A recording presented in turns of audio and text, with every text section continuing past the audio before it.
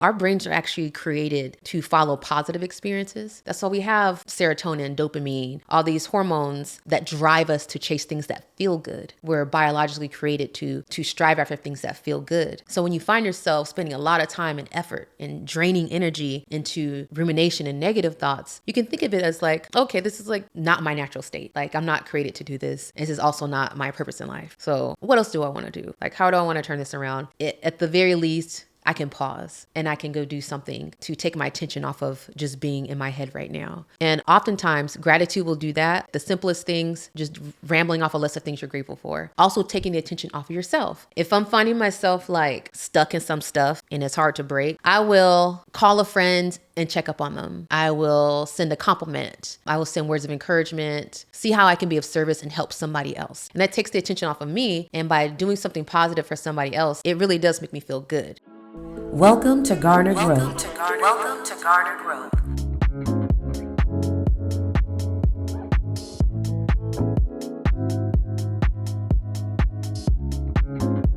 What's up, fam? Welcome to another episode of Garner Growth.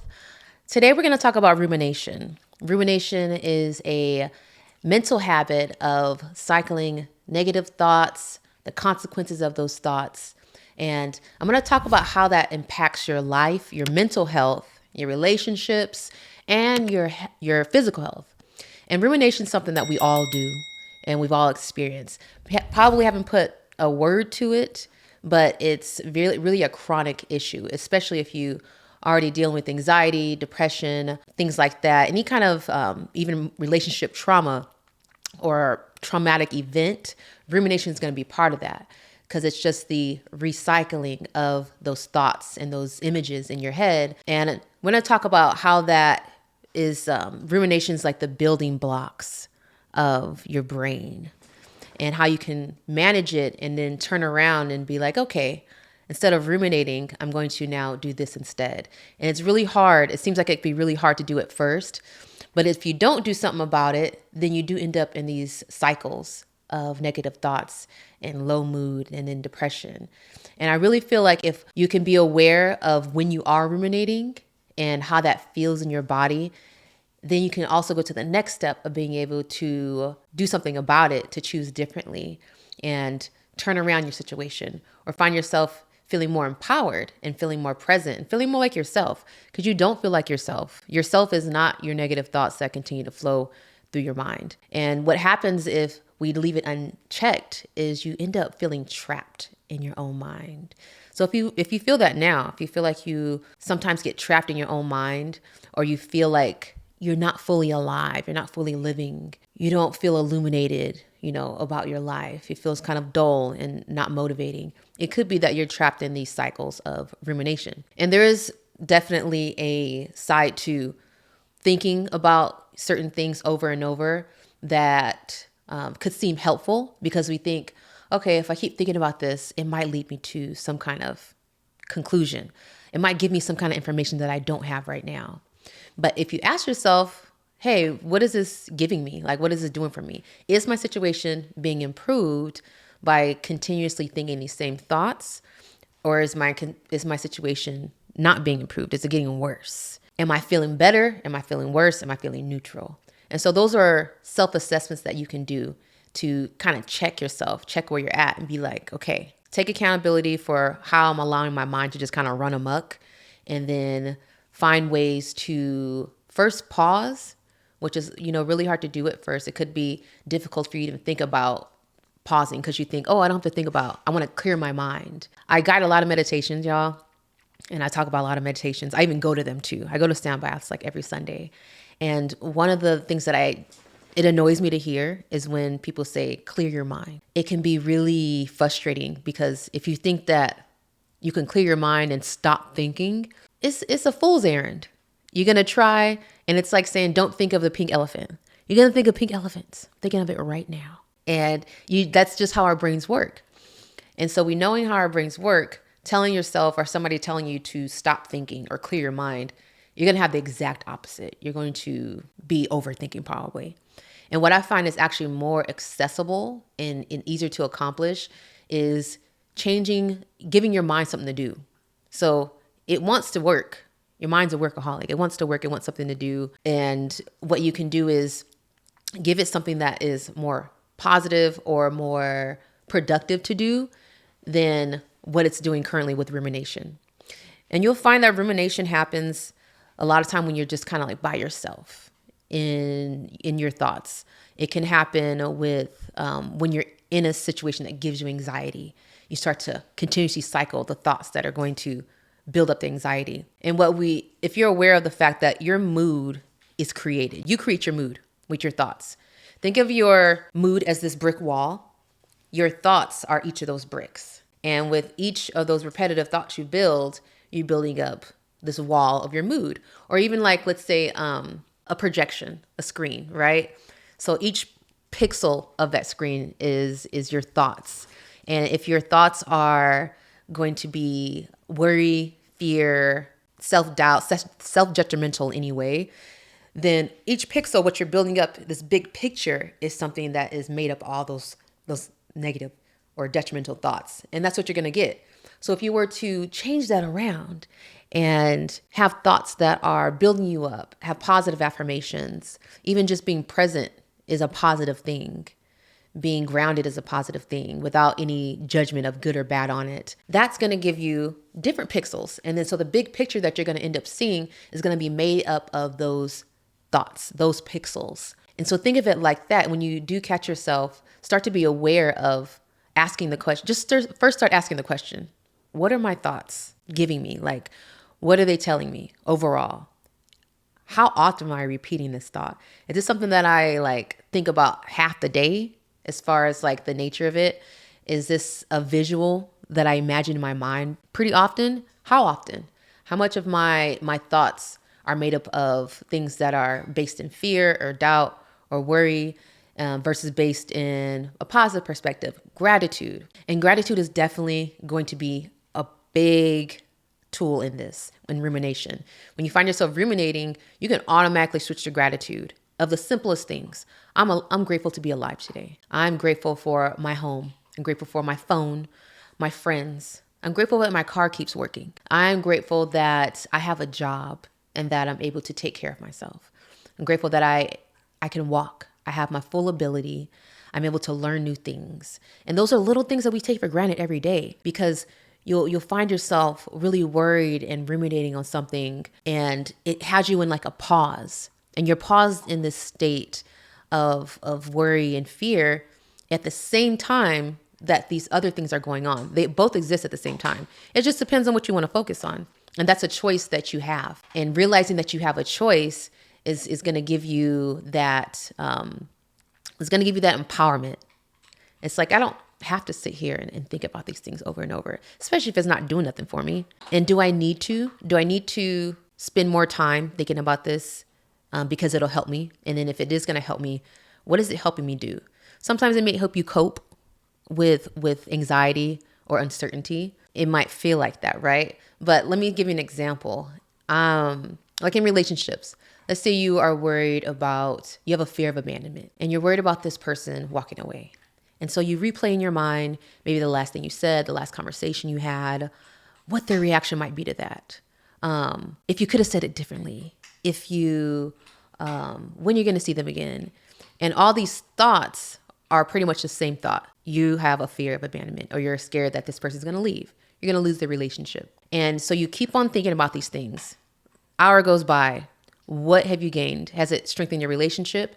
Has it made you feel more certain about the things that you're uncertain about? Because you're uncertain about the relationship sticking around. And so now you spend an hour ruminating and cycling those thoughts around over and over. Do you feel more certain now? You don't, right? You actually are, if anything, in the same place or an even lower place of worry and doubt and fear. And so you've kind of like dug yourself a deeper ditch by ruminating. And by looking at it like that of accountable actions that you can see the impact of them, and not so much giving power to the thoughts of these are real. Like, because I'm thinking about them, giving my attention, they're real and that's what's going to happen. That's not true, because at the same time you're thinking that, you could be thinking about all the great things. You could be thinking about the last time you guys hung out and how your favorite parts of it, how good it felt. Both of those things happened, but it's your choice of what you want to focus on. And let's say you did focus on the things that you liked. What is that going to do for you? It'll probably leave you in a more positive mood. And what positive moods do for us is it makes everything in life more tolerable, more enjoyable.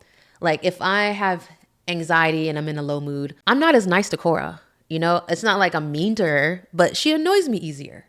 And like the noises she makes are louder. Her barking is louder. But if I'm in like a happy mood, I've had a great day, I feel connected and my emotional needs are met, then Cora's delightful. Her noises don't bother me. She's so pretty. She's so sweet. And that's very normal and that shows me that my mood affects my perspective and it affects my reactions to everyday things. And those same things happen every day. But how I perceive them and how I react to them is based off my mood.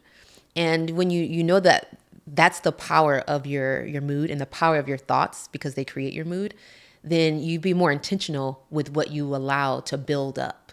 Like what pixels are you going to allow to build up to your big picture every day? And if you notice that you are building up this negative picture with all these ruminating pixels, then you might want to, change that and be like, hey, let me turn this around because I don't really like the way this is going. The same way if you were working on a project and working on this project and you notice that the way that you're putting it together, maybe the colors you were using, you didn't really like how it was turning out.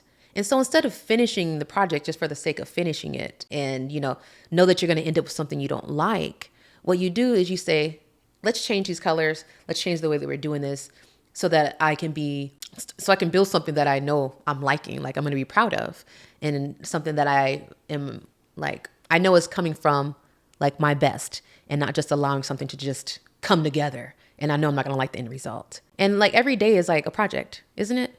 It's like a mental, emotional project, spiritual project where you get to work on it and you don't know exactly how the end result is going to turn out, but you can make choices that you feel are more favorable and you can make choices that you are more proud of and feel good about versus just kind of throwing shit together, or doing something that you don't like, you're not going to like the end result. And that just comes with awareness.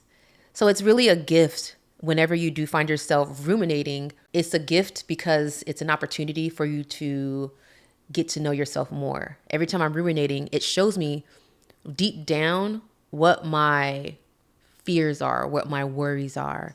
It shows me maybe what my past experiences have imprinted on my behaviors and my judgments. And it gives me the opportunity to, change up my project, how I want to put it together. And it allows you to be more intentional. And when you have that choice is empowering. Choice is more liberating. We fight for freedom of choice in so many different areas. Freedom of choice for our bodies, freedom of choice who we're going to marry, freedom of choice of, how we're going to look, of what we can do to our bodies.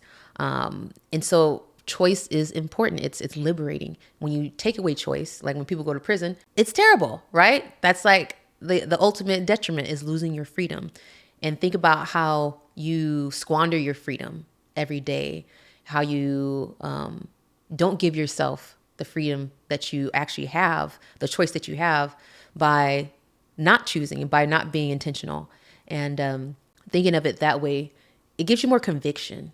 Conviction is a positive thing. It's really, really a good thing. Conviction tells you, what, this matters enough to me. I'm going to actually think about this. I might put a little bit more effort into my decisions because it matters to me. And when I don't act like it matters to me, it hurts me. Or, it just doesn't feel as good. And that's what conviction is. So if you start to have more conviction around your thoughts and the nature of your thoughts, you'll start to notice like automatically you will want to have better thoughts. You'll want to have more fulfilling and building up thoughts versus breaking down thoughts. And rumination is really rooted in like mainly these intense negative emotions that are at the core of us. Usually has to do with our trauma, our past experiences with relationships, how we learned as children to bond. So it's like shame, fear, guilt, anger, apathy in the form of like being like, disconnected so that you don't have to feel. those things are why we ruminate. And they're kind of like the fuel of rumination. So whenever you find yourself cycling these thoughts, you are cooking up those emotions. And you can see which one you're cooking up. If somebody made me angry, upset, and I keep on replaying the scene of what made me upset, and it keeps reminding me that I'm upset. In a moment where I'm sitting by myself and none of that stuff happening no more, I'm literally in a totally different scene and I could be experiencing something else. But in my head, I'm playing that scene over and over and remembering how angry I was. And I'm feeling angry right now in this moment. And I'm ruminating and fueling that anger. So when I do that, I'm really robbing myself of a different experience in that present moment by worrying about something that already happened in the past. And what could I do differently right now? I could choose to either switch it to something more positive and not like in a fake positive way. Maybe my positive is accepting that I was hurtful and I was angry, and then also choosing to say something about it. Maybe choosing to express myself would be liberating. It would make me feel heard, make me feel seen, give that person also a chance to connect with me instead of like blocking them from that connection and playing everything out in my head and being angry. So there's so many different choices. So whenever you find yourself ruminating, just remember you got choices. What do I want to keep doing this, or do I want to do something else? And that's the beauty of it. So you don't even have to look at rumination as an OCD, bad habit, something that's, is wrong with you. But it really is a dysfunction of our brains, because our brain is, think about it, we weren't made or created to sit in a chair and cycle all the bad things that have happened to us in the past. That would be very much a waste of life. And so our brains are actually created to follow positive experiences. That's why we have serotonin, dopamine, all these hormones that drive us to chase things that feel good. We're biologically created to strive after things that feel good. So when you find yourself spending a lot of time and effort and draining energy into rumination and negative thoughts, you can think of it as like, okay, this is like not my natural state. Like, I'm not created to do this. This is also not my purpose in life. So what else do I want to do? Like, how do I want to turn this around? At the very least, I can pause and I can go do something to take my attention off of just being in my head right now. And oftentimes gratitude will do that. Like I said, the simplest things, just rambling off a list of things you're grateful for. Also taking the attention off of yourself. If I'm finding myself like stuck in some stuff and it's hard to break, I will call a friend and check up on them. I will send a compliment. I will send words of encouragement, see how I can be of service and help somebody else. And that takes the attention off of me. And by doing something positive for somebody else, it really does make me feel good. And so that's another way, is taking the attention off of yourself and projecting something positive on somebody else, and it'll reflect back to you. And so it's kind of like beaming light out at a mirror, and it reflects back on you, and now you've helped yourself. So that's another way to do it. Also doing something very similar to that, but with yourself, is doing those positive affirmations in the mirror, looking at yourself. Have you ever looked at yourself and in the mirror and you start crying, or you looked away, like some kind of discomfort came from it? I know I went through this period where I was doing positive affirmations to help me get out of this low point. And I would look in the mirror and like start saying my positive affirmation and then start crying. And it was hard for me to even look at myself because I'm seeing myself crying, right? But then it showed me that it was hard for me to receive that positive affirmation at that time, or that positive affirmation was helping me to release all the blocks that were hindering me from receiving it, that were telling me that I wasn't these positive things. And so you'll find that friction. There's going to be friction whenever you are addressing a negative with a positive. There's going to be that friction because your mind is also stuck in this groove when you're ruminating. It's a pattern. So it's stuck in this cycle. So in order for you to stop a cycle, if you put your hand into a fan going, you're going to get you're going to get some impact. It's not going to feel good. In order for you to make it go the other way, it's going to take effort, right? And so that's the same thing with thoughts that are in a certain motion. They're moving in a certain direction. There's a certain pattern. Whenever you want to stop them, you're going to get friction. And if you expect it, then you know that, okay, I'm going to work through this. I expect this, of course. I've been doing this thing for a minute. My brain's used to it. now I want to do this. So expect there to be some resistance. But if you work through it, you get yourself to the other side and you start to feel more of your natural self. Your natural self is more positive and seeking positive experiences. So that's the thing about rumination. And I mentioned this in another video. There's a generic process of healing that you need to be aware of. And when you can apply it to working out, you can apply it to mental healing, anything. But when you first start a healing process where there's a lack of connection to a lack of awareness, when you first gain awareness, you're going to get this agitation, maybe even like overstimulation, similar to when your foot goes numb and because you've been sitting on it, and then it starts to wake up and it's tingly. Now you're aware of it. It feels like it's becoming part of your body, but it's tingly. It's annoying. It doesn't feel good. And then as you massage it and let the blood flow back into there, it comes more alive. It starts to reincorporate. That tingliness slowly, gradually subsides and starts to become more comfortable, starts to become more a part of your whole self. When you work out, you are, working your muscles, you're creating tears. And in the healing process of that, you're sore. Like I'm sore now because I started doing sprinting in my workouts. So I have little muscles in my legs that I have not been using with all the squats and deadlifts I've been doing. But once I started to sprint and take my body through a different process and, create new tears in those muscles so they can grow. Now that they're growing back, the shit hurts, And as those fibers heal and the muscle grows, blood flow's getting there, this pain starts to subside and then I actually start to feel stronger. And like my legs feel good because like they're stronger. There's more muscle there. There's more awareness there because I've been paying attention to them and working them with a mind-body connection. So it's a similar thing with any healing. So mentally, you're going to have some pain, some kind of discomfort, some kind of resistance. And as you allow it to keep going, you keep working through it, keep doing those reps of positive affirmation, keep doing those reps of choosing differently, then it'll start to become more automatic, incorporated, and then just part of you. And then you'll start to feel stronger. And because also you're stronger because you're not draining so much energy with rumination. It's a brain drain. And you can notice too, like you feel tired when you do those things. But if you do the opposite and you spend a minute on gratitude, you spend a minute on fantasizing about the best case scenario and the positive things that can happen, you feel energized. You want to go clean a house, You might want to go put some air in your tire finally. You just feel motivated in life. And so that's what I want more for you because I've experienced it. I'm still experiencing it. And everything that I share with you guys, I implement myself and I'm continuously learning and building upon my tools. Not so much I'm not like in a fix it mode where there's always something wrong. And I hope you guys don't get that either with personal growth. It's easy to get into personal growth, but thinking more of like, it's like an adventure. You get to know yourself more and trial and error, try something different and see how it feels and spend less time suffering because our nature is not to suffer. Our nature is to strive towards things that feel good and strive towards enjoyment and strive towards more connection, not less connection and isolation.